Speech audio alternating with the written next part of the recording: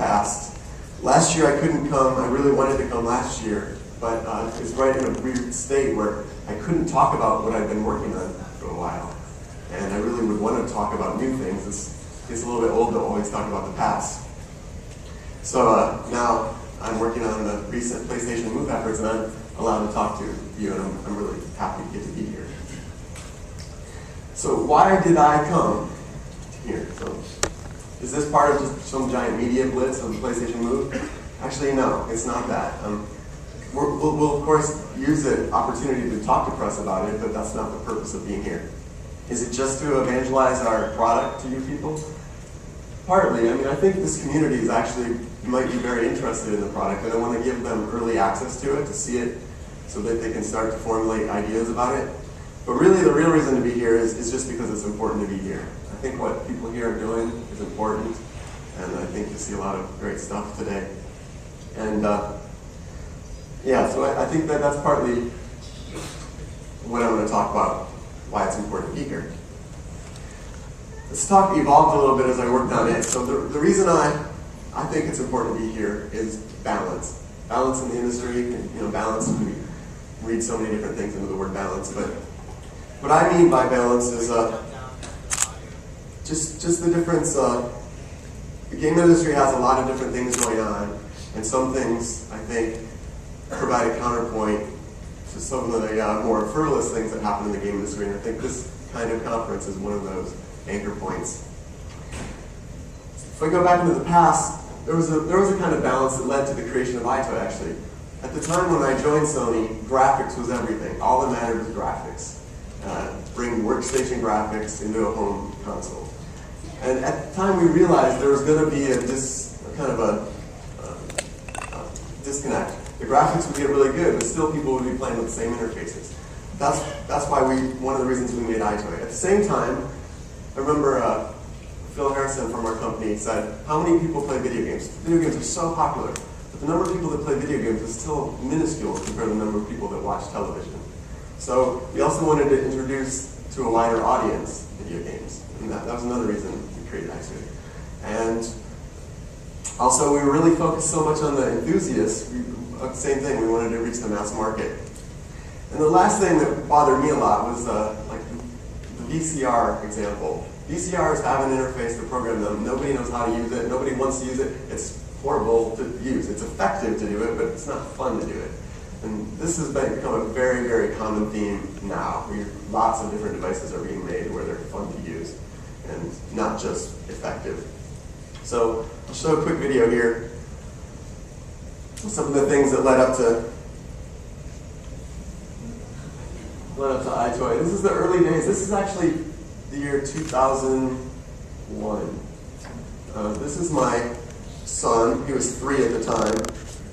We'll see him again later, but let's see, this has some audio. So the idea of this is just this is an old video that just showed how easy, and he didn't play video games at the time. He's manipulating a 3D character, kind of interacting with it. He doesn't really need to know or get explained anything.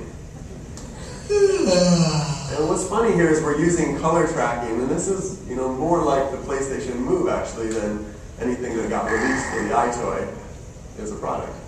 So this is still very applicable. I'm going to jump through this a little bit faster.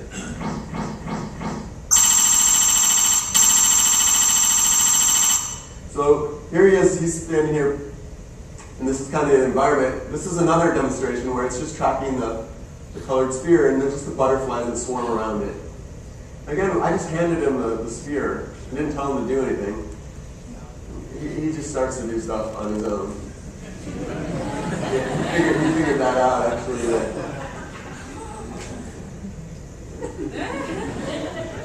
There wasn't meant to be a game there, but and this is some neat things you can do with video. Kind of, you can render the sphere that we're tracking into the Z buffer, so it occludes the butterfly. You figured out also if you walk around, it kind of stays on there. If I jump forward, here's some more. Here's some other things. It's really easy to get kids to move around. They love love to just flail around, especially if it creates cool special effects like this. This is a little harder, actually. So this one, I told him he had to stand still. And so he's actually amazingly, willing to do it. I had to talk. I said, stand still right there. And I'm showing off the demonstration a little bit. And he's still holding his own there. Now finally, I can't take it anymore. And then here's just some other things that we've done that kind of motivated EyeToy. This came about as an accident. I was trying to do some head tracking things, and I was drawing little crosshairs on my head, and then they started moving around wrongly, and then we were like, oh, that looks like spiders, actually. And then we changed the demonstration, instead of being a head tracking demo, to be some work motivation. Luckily, the demo works. This is a demonstration that never got finished, but this was that shadow on the ground there doesn't exist in real life. That's being rendered in. The goal was to make a Peter Pan demo where you'd go in there and you'd see a shadow, and then it would start animating separately from you and something like that. It's a grand proposal that never got finished. So EyeToy did become a product, and this is kind of a quick timeline, a little bit out of date now, but went all the way from the research phase to the product phase. And then we came to PlayStation 3. And for PlayStation 3, we had a lot more capabilities we wanted to be able to do.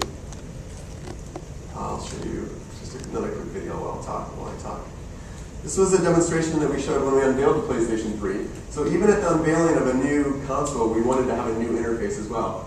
This was using actually an EyeToy at the time to track these colored objects in my hands. We could dip into this rendered water and scoop out water and play with it.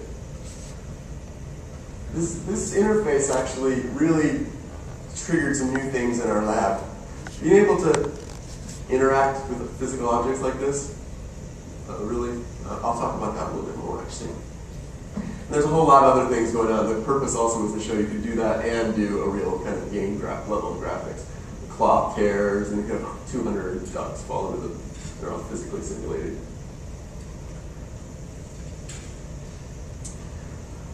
So we have the ability to handle more video and things like that. So we created the PlayStation Eye, kind of taking the next step past EyeToy. And maybe some of you know the PlayStation Eye. It's kind of better in every way than EyeToy was.